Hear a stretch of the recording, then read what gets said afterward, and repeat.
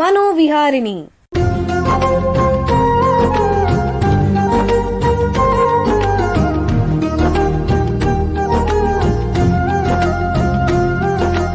ಬೆಂಗಳೂರಿನ ನಿಮ್ಹಾನ್ಸ್ ವತಿಯಿಂದ ಮಾನಸಿಕ ಆರೋಗ್ಯ ಮತ್ತು ನರವಿಜ್ಞಾನ ಕುರಿತ ಪ್ರಾಯೋಜಿತ ಶಿಕ್ಷಣ ಮಾಲಿಕೆ.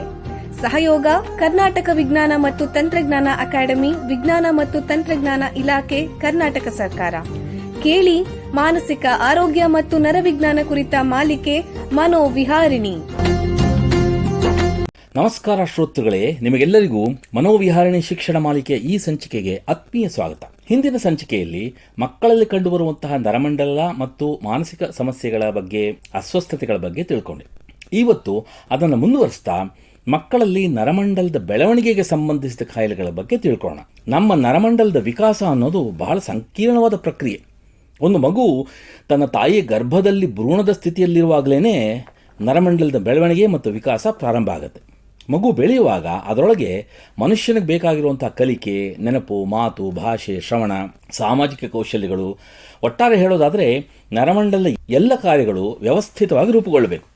ಇದಕ್ಕೆ ಬೇಕಾಗಿರುವಂತಹ ವಿವಿಧ ಭಾಗಗಳ ಬೆಳವಣಿಗೆ ಮತ್ತು ಅವುಗಳ ನಡುವಿನ ಸಂಪರ್ಕಗಳ ಹೊಂದಾಣಿಕೆ ನಿರಂತರವಾಗಿ ನಡೀತಾ ಇರುತ್ತೆ. ಇದು ಮಗು ಹುಟ್ಟಿದ ಮೇಲೆ ಬೆಳೆಯುವಾಗ ಕೂಡ ಮುಂದುವರಿಯುತ್ತೆ. ಇದನ್ನೇ ನರಮಂಡಲದ ಬೆಳವಣಿಗೆ ಅಥವಾ ನರಮಂಡಲದ ವಿಕಾಸ ಅಥವಾ ನರವಿಕಾಸ ಅಂತಾರೆ. ಇಂಗ್ಲೀಷಲ್ಲಿ ನ್ಯೂರೋ ಡೆವಲಪ್ಮೆಂಟ್ ಅಂತ ಕರೀತಾರೆ. ಇದರಲ್ಲಿ ವಿವಿಧ ಹಂತಗಳಿರುತ್ತೆ. ಪ್ರತಿಯೊಂದು ಹಂತದಲ್ಲೂ ಬೇರೆ ಬೇರೆ ಭಾಗಗಳು ಬೇರೆ ಬೇರೆ ರೀತಿಯಲ್ಲಿ ವಿಕಾಸ ಆಗ್ತಾ ಇರುತ್ತೆ. ಈ ಬೆಳವಣಿಗೆಯ ಸಂದರ್ಭದಲ್ಲಿ ಮಗುವಿನ ನರಮಂಡಲ ಬಹಳ ಸೂಕ್ಷ್ಮವಾಗಿರುತ್ತಂತೆ.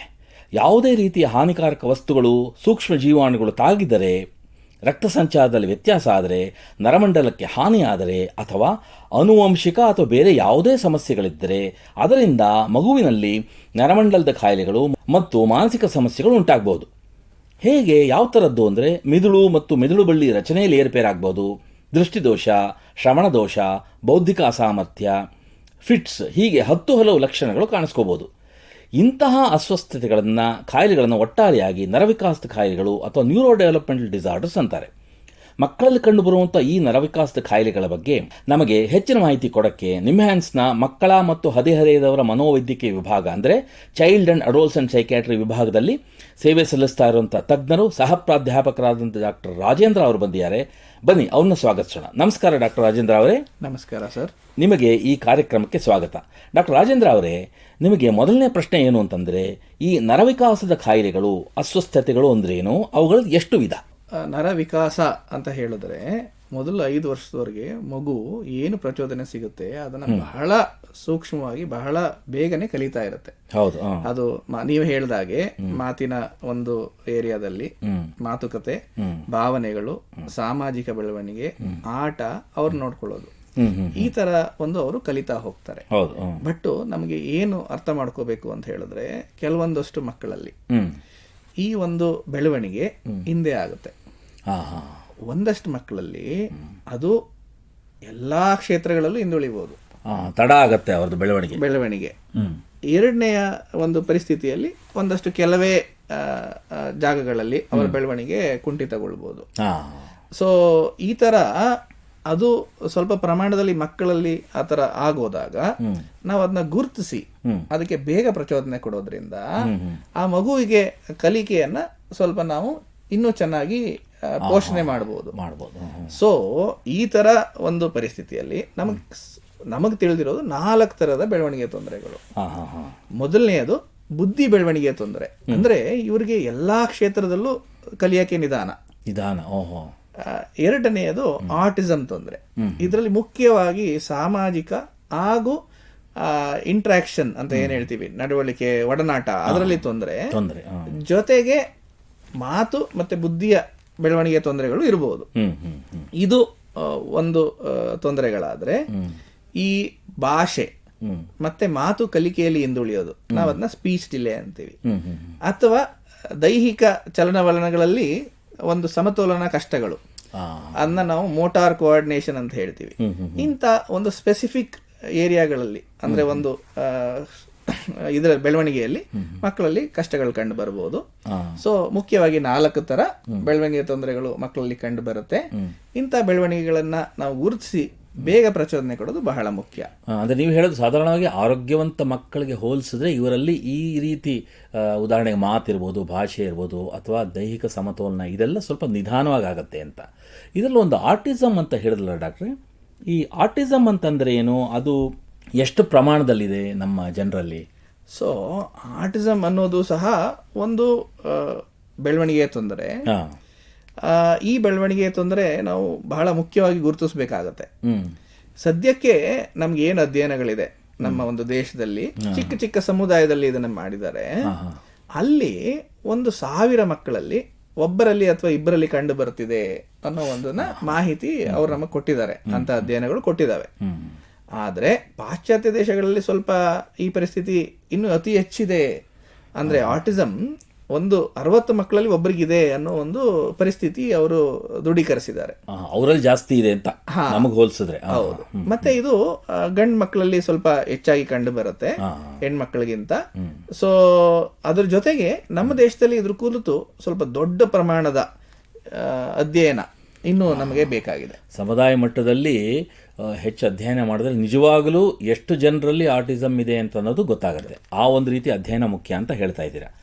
ಆಯ್ತು, ಈಗ ಒಂದು ಸಣ್ಣ ವಿರಾಮ ತಗೊಳ್ಳೋಣ. ನಂತರ ನರವಿಕಾಸದ ಅಸ್ವಸ್ಥತೆಗಳು ಮತ್ತು ಕಾಯಿಲೆಗಳ ಬಗ್ಗೆ, ವಿಶೇಷವಾಗಿ ಆಟಿಸಮ್ ಬಗ್ಗೆ ಹೆಚ್ಚಿನ ಚರ್ಚೆಯನ್ನು ಮುಂದುವರಿಸೋಣ. ಬೆಂಗಳೂರಿನ ನಿಮ್ಹಾನ್ಸ್ ಮಾನಸಿಕ ಆರೋಗ್ಯ ಮತ್ತು ನರವಿಜ್ಞಾನ ಕ್ಷೇತ್ರದಲ್ಲಿ ಹೆಸರುವಾಸಿ. ಶ್ರೇಷ್ಠ ಗುಣಮಟ್ಟದ ಔಷಧೋಪಚಾರ, ಸಂಶೋಧನೆ ಮತ್ತು ತರಬೇತಿ ಇವೇ ನಿಮ್ಹಾನ್ಸ್ನ ಪ್ರಮುಖ ಧ್ಯೇಯಗಳು. ದೇಶದ ವಿವಿಧ ಭಾಗಗಳಿಂದ ಬರುವ ಲಕ್ಷಾಂತರ ಜನರಿಗೆ ಚಿಕಿತ್ಸೆ ನೀಡುವ ನಿಮ್ಹಾನ್ಸ್ಗೆ ರಾಷ್ಟ್ರೀಯ ಪ್ರಾಮುಖ್ಯತಾ ಸಂಸ್ಥೆ ಎಂಬ ಗೌರವ. ಚಿಕಿತ್ಸೆ ಮತ್ತು ವೈದ್ಯಕೀಯ ಸೇವೆಗಳ ಜೊತೆಯಲ್ಲಿ ನರರೋಗ ಮತ್ತು ಮನೋವೈದ್ಯಕೀಯ ಪುನರ್ವಸತಿ ಸೇವೆಗಳು, ಸಮುದಾಯ ಮಟ್ಟದ ಆರೋಗ್ಯ ಕಾರ್ಯಕ್ರಮಗಳನ್ನು ನಡೆಸುವುದು ಹಾಗೂ ಜನಜಾಗೃತಿ ಮೂಡಿಸುವ ಕೆಲಸಗಳಲ್ಲಿ ಸಕ್ರಿಯವಾಗಿದೆ ನಿಮ್ಹಾನ್ಸ್. ಈ ನಿಟ್ಟಿನಲ್ಲಿ ಆಕಾಶವಾಣಿಯ ಶ್ರೋತೃಗಳಿಗೆ ನರಮಂಡಲ ಮತ್ತು ಮಾನಸಿಕ ಆರೋಗ್ಯದ ಬಗ್ಗೆ ಉಪಯುಕ್ತ ಮಾಹಿತಿ ನೀಡುವುದೇ ಕರ್ನಾಟಕ ವಿಜ್ಞಾನ ಮತ್ತು ತಂತ್ರಜ್ಞಾನ ಅಕಾಡೆಮಿಯ ಸಹಯೋಗದೊಂದಿಗೆ ಮೂಡಿಬರುತ್ತಿರುವ ಈ ಮನೋವಿಹಾರಿಣಿ ಶಿಕ್ಷಣ ಮಾಲಿಕೆಯ ಮೂಲ ಉದ್ದೇಶ. ವಿರಾಮದ ನಂತರ ಮನೋವಿಹಾರಿಣಿಯ ಈ ಸಂಚಿಕೆಗೆ ನಿಮಗೆಲ್ಲರಿಗೂ ಮತ್ತೊಮ್ಮೆ ಸ್ವಾಗತ. ವಿರಾಮಕ್ಕೆ ಮುಂಚೆ ಮಕ್ಕಳಲ್ಲಿ ಕಂಡುಬರುವಂತಹ ನರವಿಕಾಸದ ಕಾಯಿಲೆಗಳು, ಅದರಲ್ಲೂ ಮುಖ್ಯವಾಗಿ ಆಟಿಸಮ್ ಬಗ್ಗೆ ನಿಮ್ಹಾನ್ಸ್ನ ತಜ್ಞರಾದ ಡಾಕ್ಟರ್ ರಾಜೇಂದ್ರ ಅವರ ಹತ್ರ ಮಾತಾಡ್ತಾ ಇದ್ವಿ. ಈಗ ಆ ಚರ್ಚೆಯನ್ನು ಮುಂದುವರಿಸೋಣ. ಡಾಕ್ಟ್ರೇ, ಈ ಆಟಿಸಮ್ ಅಂತ ಹೇಳಿದ್ರಲ್ಲ, ಅದರ ಮುಖ್ಯವಾದ ಲಕ್ಷಣಗಳೇನಿರುತ್ತೆ? ಸೊ ಆಟಿಸಮ್ ಬೆಳವಣಿಗೆ ಆ ಒಂದು ಲಕ್ಷಣಗಳು ಅಂತ ಹೇಳಿದ್ರೆ ಮುಖ್ಯವಾಗಿ 2 ತರಹದ ಲಕ್ಷಣಗಳು ಕಂಡು ಬರುತ್ತೆ.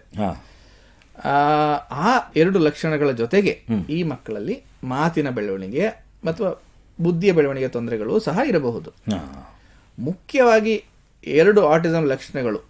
ಮೊದಲನೆಯದಾಗಿ ಇಂಥ ಮಕ್ಕಳಲ್ಲಿ ಸಾಮಾಜಿಕ ಆಸಕ್ತಿ, ಒಡನಾಟ ಮಾಡಲಿಕ್ಕೆ ಮತ್ತು ಆ ಒಡನಾಟದಿಂದ ಕಲಿಯೋ ಒಂದು ಶಕ್ತಿ ಅದು ಕಮ್ಮಿ ಇರುತ್ತೆ. ಅಂದರೆ ಈ ಮಕ್ಕಳ ತಂದೆ ತಾಯಿಗಳು ಕಣ್ಣಲ್ಲಿ ಕಣ್ಣಿಟ್ಟು ನೋಡೋದಿಲ್ಲ, ಅವರ ಕರೆದಾಗ ತಿರುಗಿ ನೋಡೋದಿಲ್ಲ, ಅವ್ರು ಏನೋ ಚಟುವಟಿಕೆಗಳು ಮಾಡಿದ್ರು ಅದನ್ನ ನೋಡಿ ಮಕ್ಕಳು ಅನುಕರಿಸ್ತಾರಲ್ಲ, ಅದನ್ನ ಅವರು ಕಲೀಲಿಕ್ಕೆ ಕಷ್ಟ ಆಗುತ್ತೆ. ಸ್ನೇಹಿತರು ಮಾಡ್ಕೊಳ್ಳೋಕೆ ಇವ್ರಿಗೆ ಕಷ್ಟ ಆಗುತ್ತೆ. ಸೊ ಮುಖ್ಯವಾಗಿ ಸಾಮಾಜಿಕ ಆಸಕ್ತಿ, ಸಾಮಾಜಿಕ ಒಡನಾಟ, ಆ ಸಾಮಾಜಿಕ ಒಡನಾಟದಿಂದ ಕಲಿಯೋ ಒಂದು ಶಕ್ತಿ ಇಂಥ ಮಕ್ಕಳಲ್ಲಿ ಕಮ್ಮಿ ಇರೋದು ಒಂದು ಲಕ್ಷಣ. ಆದರೆ ಎರಡನೇ ಲಕ್ಷಣ, ಇವರು ಬಹಳ ಒಂಟಿಯಾಗಿ ಒಂದೇ ರೀತಿಯಾದ ಚಟುವಟಿಕೆಗಳು ಒಳಗೊಳ್ಳುತ್ತಾರೆ, ಒಬ್ಬರೇ ಇರ್ತಾರೆ.